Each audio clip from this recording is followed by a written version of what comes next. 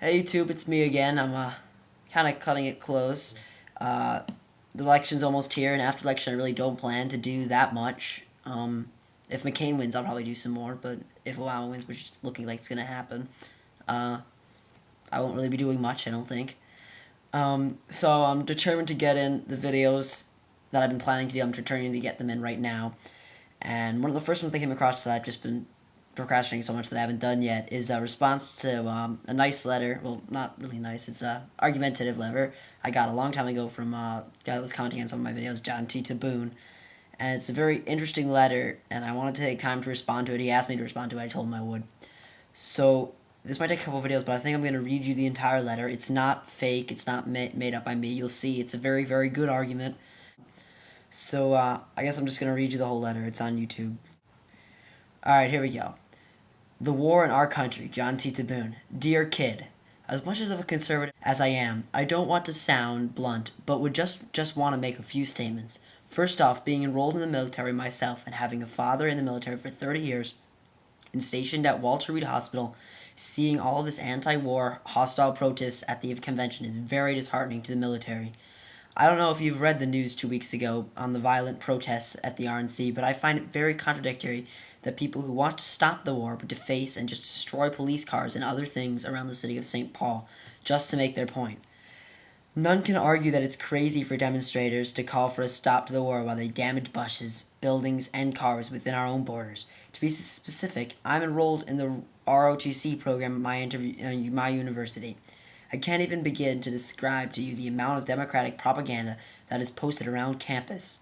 To see so many anti-military people around campus is very demoralizing when we fight to protect their right to even say the things that they say and you say. Nothing wrong with being anti-war, but the disrespect towards troops reflects on respect for the whole country. Not for nothing, but there's a major reason why the majority of the U.S. military votes conservative.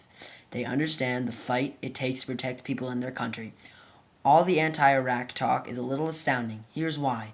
A year after 9/11, the vast majority of the country was for going to war. Granted our downfall that there was a misunderstanding the whole Middle East and how hard it would actually be to catch terrorists embedded in normal communities. We are succeeding, although slowly. We are absolutely making progress. The war wasn't a blunt invasion. It was sanctioned by the United Nations, and the most prevalent facts are that since 9/11, there have been no terrorist attacks on U.S. soil. Another note you say at the end of one of your videos that Obama will help our wallets when he is the one wanting a tax rise. How can we working people save any money when it's taken by our welfare or something such as universal health care? I want to keep the money I earn, not let some of it go off to someone who is too lazy to get a job or is an illegal immigrant. I work 2 or 3 jobs over the summer and see hundreds of dollars taken away from me. Where is the fairness in that? Granted, there are a few people who can't work for other reasons, but you can't tell me that there are enough people out there just collecting on someone else's work through welfare. Where are the responsibility and work ethic? I would like a response to this message. Okay, so that is the entire message. Nothing's taken out, nothing's added in. I'm sorry, it's hard to read. The printer's really small, and I didn't really want to enlarge it. Would have made it too hard to scroll down. Everything would look really bad. Anyway, I think I'm going to go through the whole message now and just give my response. Alright, start at the beginning. Okay, so now I'm going to do my reply. This really isn't planned out at all. I'm just going to go look at the YouTube letter and then talk. Like I said, it's not made up. I did not take anything out, added anything in. It's all right there on my page. Alright, let's start at the beginning. Like everyone would say, and like I want to say, thank you, of course, for serving in the military. I mean, that's really brave. It's really amazing. I don't know if I had the bravery to do it. I really doubt I do.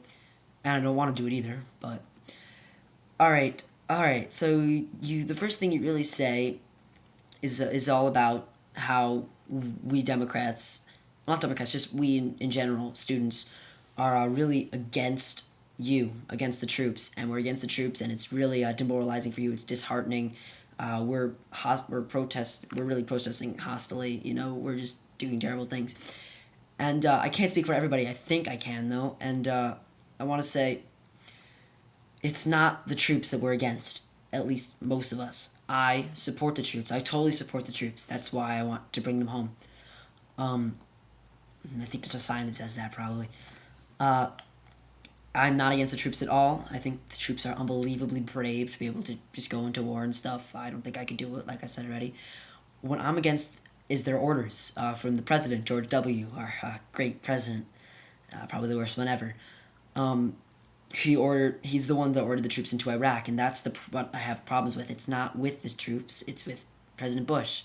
Of course, I think a lot of us have problems with him, even Sarah Palin and John McCain. And that's why their platform is being different. Then you say about this whole thing, I didn't hear about us destroying cars, other things around the city of St. Paul just to make our point. Us demonstrators. I'm not a demonstrator, I'm just talking about Democrats. Anti-war people. I did not hear about that. That's why I'm kind of, maybe it didn't happen, maybe it's exaggerated. I don't know. I usually pay attention to the news. I'm not sure why I didn't hear about it. Maybe it wasn't that big of a story. Anyway, I would never support something like that. That's obviously totally unacceptable. Obviously. I mean, destroying things as you're trying to talk about war being bad. I mean, it's terrible. It's hypocrisy a lot like what Republicans do most of the time. Yeah, okay, I'm sorry about that. I apologize for everybody else's actions if it is true. Alright, then you talk about Democratic propaganda. Alright, hold up. Democratic propaganda. Let's talk for a minute about Republican propaganda. Every single ad that McCain has done so far. I mean, that's lies, exaggeration, made up. I mean, it's all just to viciously attack Barack Obama, which I don't think is like John McCain. I mean, I've watched John McCain in the debates and on TV. He doesn't, I mean, in some of the debates he seems totally vicious, but he doesn't seem that kind of vicious as he does in a lot of his ads. I mean, it just makes him seem just so mean and just against everything, and it is just so vicious. And there's no need. I mean, Obama just tries to respond calmly and say, no, I'm not a terrorist. No, I'm not Arab. No, I'm not Muslim. No, I'm not socialist, like everybody at the Sarah Palin rallies seem to think. I can't understand that. Democratic propaganda, I mean, come on. Maybe there is a little bit, but nothing compared to the massive amounts of Republican propaganda that there's been. I'm sorry for any Democratic propaganda. I don't understand what it is. I'd like an example. Then I could argue with you. Alright, you say, again, it's so demoralizing to see, demoralizing to see any anti-military people around campus when we fight you fight to protect our rights. Again, we're not against you, we're against the president and your orders.